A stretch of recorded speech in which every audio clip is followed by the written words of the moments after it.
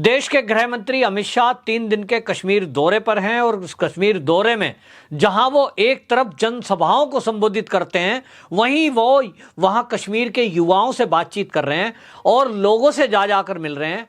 जो पुलिसकर्मी शहीद हुए हैं उनके परिवारों को जाकर सांत्वना देने, और वहीं राहत की बात यह है कि जिस तरह के ये टारगेट किलिंग के किस्से सामने आए थे, इसको लेकर अब बहुत हाई लेवल की मीटिंग के बाद यह तय हुआ है कि इसको किसी भी कीमत में बर्दाश्त नहीं किया जाएगा।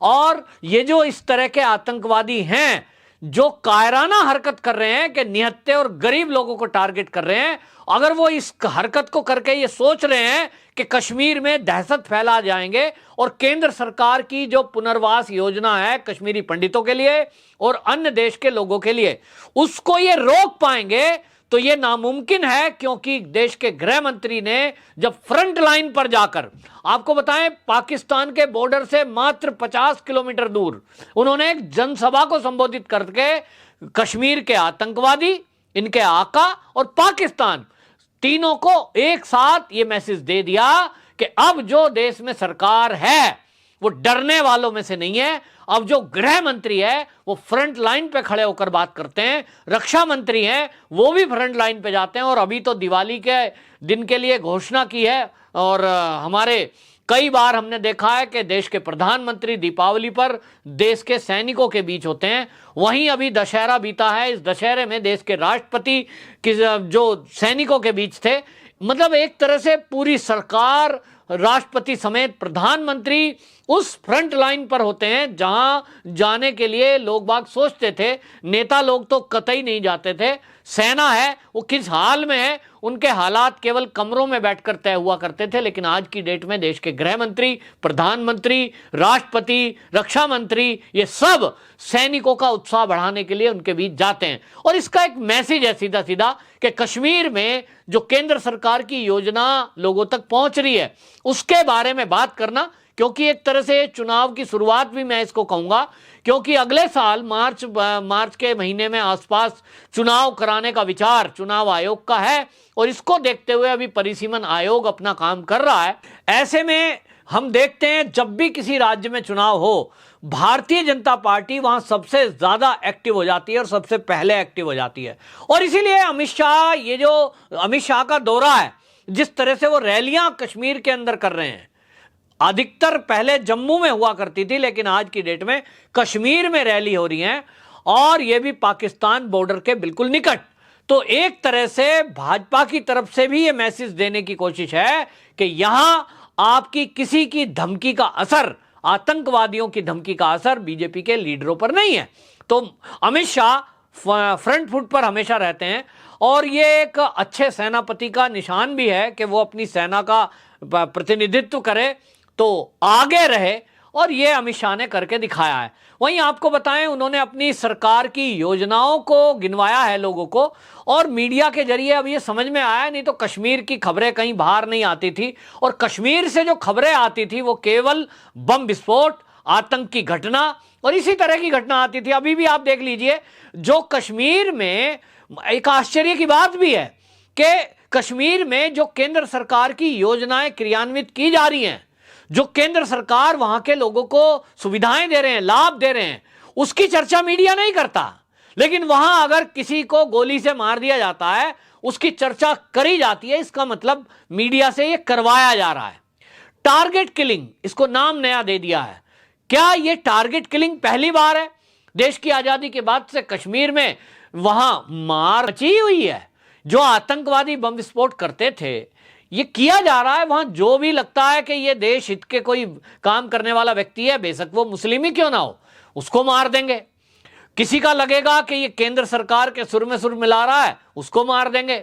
मतलब देशभक्तों को टारगेट करके उनको मारना, ये तो 70 साल से हो रहा है, देश की आजादी के बाद से हो रहा है। अभी धारा 370 हटी है, इसके बाद ये जो खबरें बनाई जा रही हैं, मैं इनको बनाई जा रही इसीलिए कह रहा हूं कि ये केवल और केवल दहशत फैलाने का एक षड्यंत्र है कि किसी एक दो इक्का दुक्का को मार दो और उसके बाद उसको प्रचारित ऐसा करो कि भैया ये कश्मीर के बाहर का था इसलिए मार दिया गया। तो मुसलमान भी मार दिए जो कश्मीर के ही थे, वो भी मारे जा रहे हैं। तो कौन मार रहा है? ये केवल लोकल गुंडे हैं जिनका काम लूटमार करना, लोगों को डराना धमकाना, वसूली करना। ये हम हर राज्य में देखते हैं लगभग। लेकिन अब अमित शाह जी ने जाकर वहां पर जिस तरह से अपनी योजनाओं को गिनवाया है, उन्होंने बाकायदा सभा को संबोधित करते हुए कहा कि केंद्र सरकार 55,000 करोड़ रुपए का पैकेज कश्मीर के लिए घोषणा कर चुके, और जिसमें से 33,000 करोड़ तो खर्च कर दिए। और इस योजना में आपको बताएं, हर घर रोशनी, ये एक हमारा दुर्भाग्य भी कह सकते हैं कि देश की आजादी के बाद से जब तक मोदी जी सत्ता में आए, 30,000 ऐसे गांव बच रहे थे जहां तक बिजली नहीं पहुंची थी। पहली बार मोदी सरकार के राज में पहुंची तो कश्मीर में हर घर बिजली, इस योजना के तहत वो बिजली पहुंचाई गई। लोगों को जो हेल्थ कार्ड दिया गया, आयुष्मान योजना के तहत फ्री इलाज सरकार की तरफ से 5 लाख रुपए तक का, ये कश्मीर की हर जनता को दिया गया। इसी तरह हर घर में पानी, तो पानी पाइपलाइन के जरिए, मीठा पानी, स्वच्छ पानी वो पहुंचाया गया। पहाड़ों में बड़ा मुश्किल जीवन है, दूर दूर से पानी लेके आना पड़ता है, लेकिन गवर्नमेंट ने यह तय किया कि कोई दूर सुदूर गांव में भी यदि 4 घर भी कहीं हैं, उनको वहीं पानी मिले, वो भी नल का। अब ये केंद्र ने योजना की है। इसी तरह युवाओं को नौकरी, किसानों को उनका लाभ, ये जो 6,000 रुपए की किस्त मिल रही थी, ये कश्मीर के किसानों को भी पहली बार मिली, क्योंकि धारा 370 अब हटाई जा चुकी है। महिलाओं को उज्ज्वला योजना के तहत गैस दी गई। इसी तरह छोटे व्यापारियों को मदद की गई बैंक की तरफ से। लोगों को निःशुल्क घर मिला, बिजली, पानी और शौचालय।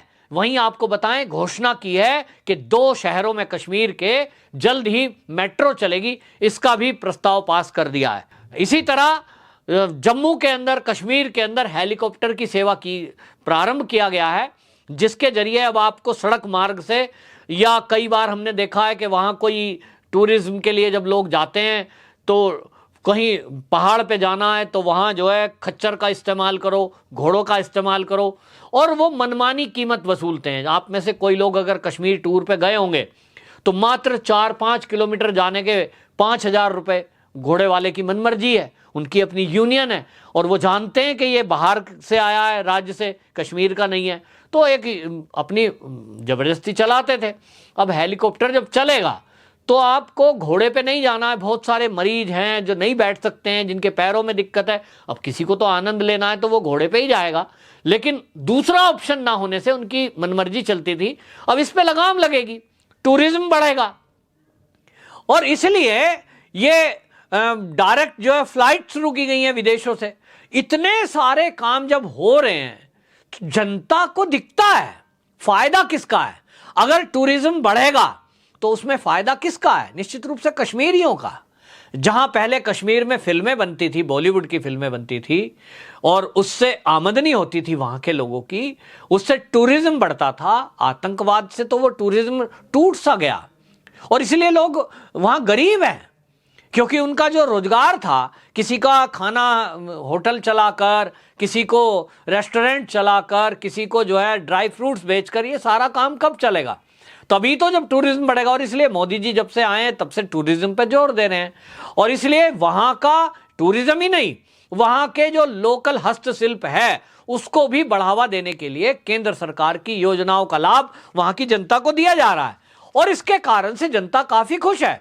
आज की डेट में कोई भी आदमी अब वहां अपने लिए जमीन खरीद सकता है, वो घर बना सकता है, वो फैक्ट्री बना सकता है। ये धारा 370 हटने के बाद हुआ है, और इसलिए धारा 370 हटने के बाद जो बदलाव आए हैं, वो सबसे बड़े बदलाव ये हैं कि कई हमारे देश की और विदेश की कंपनियां अब कश्मीर में इन्वेस्टमेंट करने के लिए जा रही हैं, प्लॉट खरीद रही हैं, काम शुरू है। तो जब वो कंपनियां शुरू होंगी तो उसमें नौकरी किसकी लगेगी भाई? कश्मीरी युवकों की लगेगी। उनके घर के पास फैक्ट्री है, उन्हीं को नौकरी पे रखा जाएगा, प्रायोरिटी पे। तो ये तय किया गया है। अब नौकरी जो है, ये बात अलग है, कश्मीर के अलावा बाहर के राज्यों के लोग भी नौकरी वहां पा सकते हैं, जिसके कारण एक सामंजस्य बनेगा। मतलब आप समझिए, देश के 70 साल आजादी को हो गया, 70 साल में कश्मीर का कोई युवक या युवती भारत के किसी राज्य में नौकरी पा सकता था, लेकिन किसी अन्य राज्य का व्यक्ति, चाहे वो केरल का हो, मद्रास का हो, वो व्यक्ति कश्मीर में चाहे सरकारी नौकरी नहीं पा सकता। अब ये तो एक पक्षपात है, आइसोलेट करने का एक तरीका था। तो कांग्रेस की सरकार ने ये षड्यंत्र किया था जिससे कि कश्मीर को अलग थलग रखा जाए, वहां लोग जाएं, घूमें, 2-4 दिन घूमें, वापसी आ जाएं, उनको कुछ पता ही नहीं चलेगा कश्मीर की समस्या क्या है। जो घूमने गया है वो तो कहीं वहां कार में जा रहा है, कभी वो